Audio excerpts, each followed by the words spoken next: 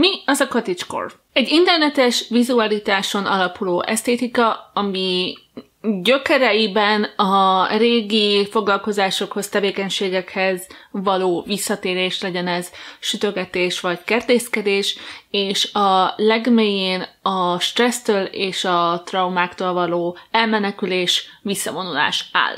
Visszatérő motívumai a bájos faházikók, az erdőmenti sétánk, egy-két erdei állat, mint az őz vagy a róka. Félelmetes népszerűségnek örvend 2020-ban, és olyan nagy horderejű alkotások testesítik meg a lényegét, mint Taylor Swift új albuma, vagy akár az Animal Crossing. Vannak olyanok az interneten, akik jobban értenek ehhez a jelenséghez, mint én. De én a 2000-es évek közepén végén voltam tínédzser a Tumblr-ön, úgyhogy minden egyes akkori, főleg Ázsiából per Japánból származó divathullámmal tisztában voltam, és ezek közül a mai napig a kedvencem a morikei. Ennek elsődleges vonása a természetes anyagok, a bőszabású laza ruhák, a földtónusú színek, a rétegzett öltözködés, és definíciójában egy olyan lány stílusa, aki a város zajától távol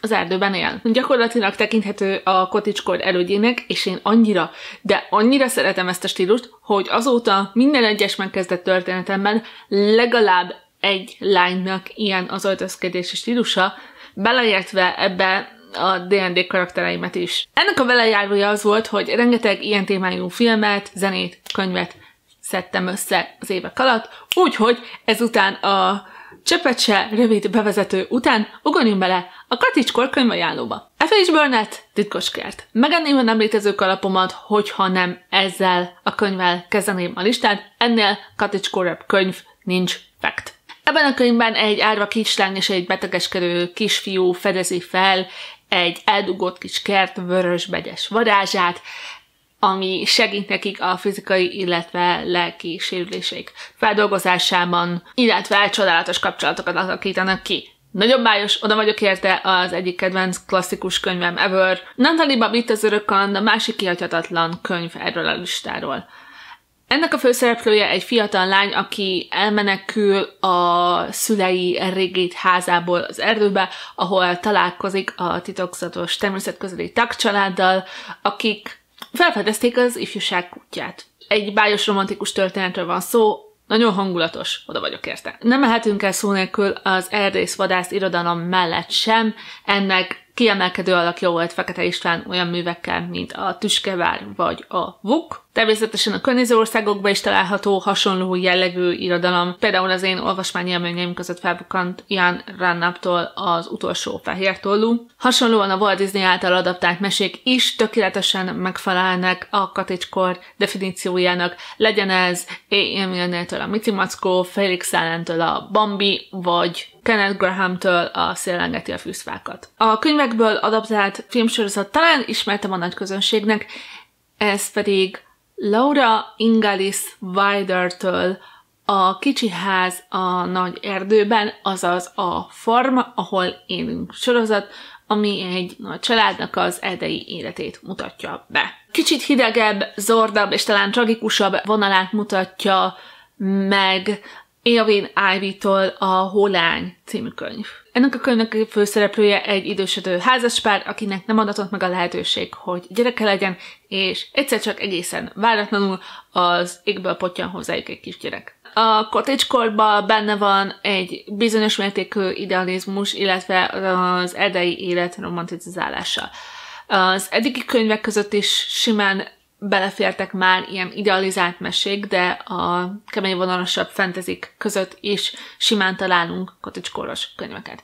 Az első kettő, amit ide sorolnék mindenképpen, azt párba állítanám okkal. Az egyik Catherine Pattersontól a Heat Terabithia földjére, a másik pedig Greg Howardtól a The Whispers. Mindketten hasonló alapon nyugszanak, egy fiatal srác egy barátjával karöltve az erdő mágikusságában elveszve tanulja megkezelni bizonyos problémáit. Mindenképpen ebbe a listába raknám Tolkientől a Hobbitot is.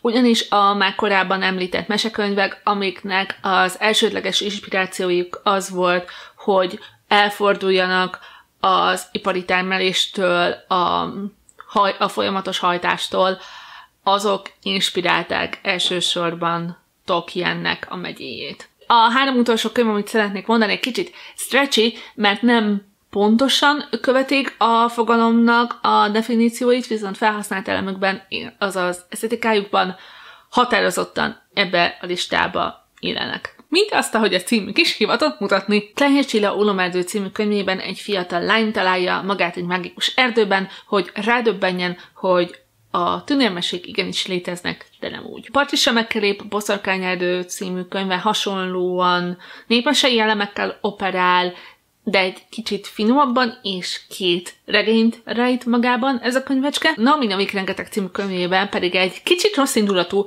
és veszélyes erdő kordában tartására lendül neki egy fiatal lányka, és ennek kapcsán mindenképp meg szeretném említeni Hayao Miyazakitől a Nausicaa of the Valley of the Windet, ami szintén ezzel az egymondatos szinopszissal operál, de sokkal inkább erre az egy témakörre fókuszál, míg a regedekben sok más egyéb kis téma is boncolásra kerül.